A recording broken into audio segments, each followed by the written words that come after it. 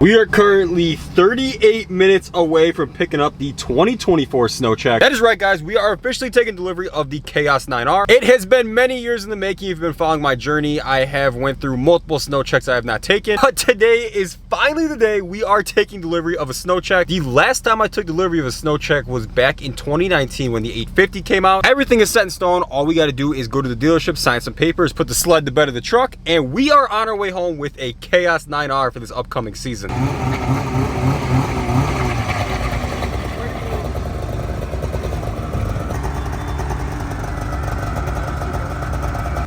another one or two sleds that were backed out on this year. Not me this year. Yeah. What happens though? I mean, like, yeah. Said, like, white skis, got to do aftermarket bumpers, a few little things here and there. Yeah, should be good to go. You do like color match bumper, like the green. I'm gonna do purple. I'm thinking purple. I think that looked good. I think they kind of break it up a little bit. Good looking machine. Wow. Need a sled deck now.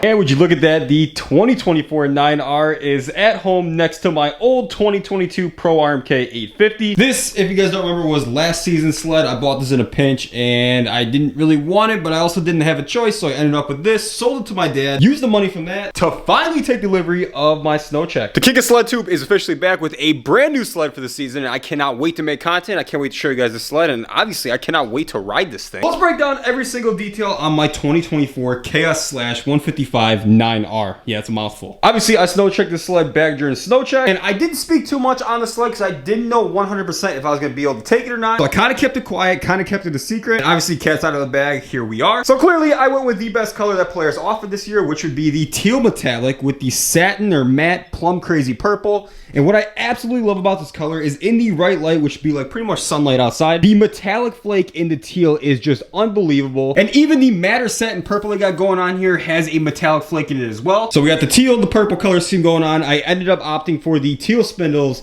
teal ski loops, as well as the teal rails. Now I could have gone with purple spindles, ski loops, and purple rails, but I decided not to do that. I think the all teal looks a little bit better in my opinion. The only option that Polaris offered for a tunnel this year was a black tunnel, so I ended up going with the black tunnel. Obviously I didn't have a choice. And come over here, this is the showstopper right here, the Patriot 9R. We are done riding 850s on the channel. We have moved up to a 900cc factory mod sled. I could not tell you how excited I was to be able to get my hands on a 9R this season. I was talking to my dealer, M&M Lawn and Leisure in Pine Island, Minnesota. They said that they were only allocated 10 9Rs this year, so I got one of 10 9Rs that they were allocated. So obviously this sled is going to be a unicorn on the snow, especially in the Midwest. One of the best parts about the 9R is the heads on this motor are blue. Before we get this panel off and I show you guys the heads, I want to comment on the fit and finish. I think the fit and finish of this sled is phenomenal compared to years past. These clips seem really solid. They got rid of the rubber strap, and overall all these body lines are extremely seamless, and it just looks so much better than the previous generation. I don't know if this is just a 2024 thing or all the Matrix are like this, but Polaris, if you're watching this, good job on the fit and finish this year. It might be a little hard to see, but if you see that blue there, that is the blue heads exclusively on the 9R. I know it's not something that everyone's gonna be able to see, but I know it's there and I think it's a really cool feature. These panels clip in so much better than they did on the Axis chassis, I gotta say. Now we're gonna come up to the cockpit. This year I went with the Pro Taper low bars. On my last couple Pros, I ordered them with the mid bars, but I want to switch it up and try the lows, and just sitting on this, comparing it to that, I think I'm gonna like the low bars much better than the mid bars. The main event in the cockpit is the 7S display. Now this was something I went back and forth on, debating if I wanted to order this sled with this display before I placed my order. I almost went with the standard message center, but I figured if I'm gonna spend all this money already, might as well just do it right and get the 7S. And I gotta say in the beginning, I wasn't a huge fan of displays like this on sleds because I had the PIDD on my Pro a couple Pros ago and I was not a fan of it. I didn't think I was gonna really like this, but I was spending the money anyway, so why not? But no, this display is awesome. This is worth every penny. What's so sweet is this sled does not have electric start. All I gotta do is turn the key here and the 7S display will fire up. Wait for it and check that out. Look at that sweet little intro there. You get this little warning saying basically don't use this while you're riding or you could die.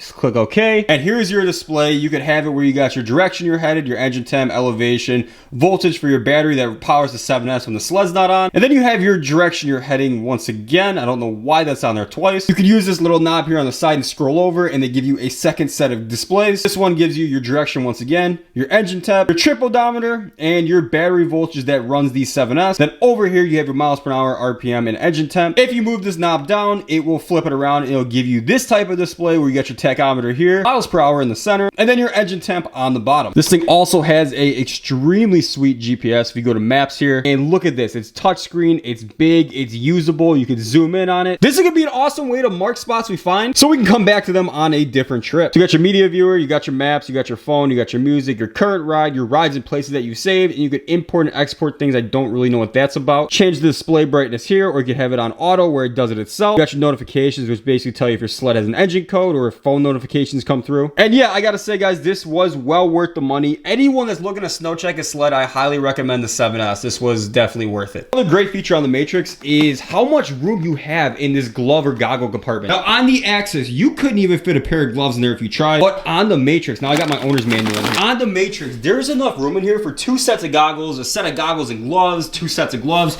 You could fit all types of things in here. I think this is a way better design than what they had on the Axis. I also like the fact that they have the tether integrated on the sled from the factory. Last couple sleds, I have had to add that myself, so this is a nice feature. I just really overall like the way this is all laid out with your bar warmers, your brights, your tether, and your key all in one place. I think it's really ergonomic and looks really good. Another thing I noticed I really like about this sled is how much slimmer the seating area is. If you look on the Axis, it's a lot wider, a lot fatter of a seat. If you look on the Matrix, a lot skinnier seat, a lot narrower seat, and your legs kind of rest real nice in here and it hugs the sled real nice. Where on that, it didn't do it so much. Down to the skid here, we have Walker Evans adjustable shocks down here as well. And then finally to the back of the sled, we have the Slash tunnel. I had to get the Slash, you guys already know. Super excited to be running a factory cut tunnel this year. I can't wait to see what kind of difference it makes in the deep snow. Then for the track, we are running the Series 8 2.75 lug track, which is the same track I had on that sled. That is your basic overview slash rundown on my 2024 snow check, guys. And this thing is beautiful. It's absolutely phenomenal. I can't stop looking at it. The color is incredible. It feels comfortable. It feels like it's gonna be rowdy, and I cannot wait to get this thing on the snow. Obviously, what comes with the new sled is we are gonna be doing sled mods. Those are gonna be coming shortly. I have carts full that I'm gonna be ordering this weekend, and I cannot wait to share these mods with you, and I cannot wait to install them on this sled. I want your opinion. What do you guys think of the 2024 Khaos 9R? Are you guys excited for 9R content? Do you guys like the sled? Let me know in the comments below. With all that being said, I'm gonna wrap today's video up right here. If you guys like today's video, make sure to smash the like button in the section below. Let me know what you think of the 9R, and let me know what mods you think I should do to it. Like I always say, if you guys are new here or you've been watching for a while and you're not already subscribed, make sure to hit that subscribe button. We got a lot of content coming on the new sled. And with all that being said, I will catch you guys in the next video.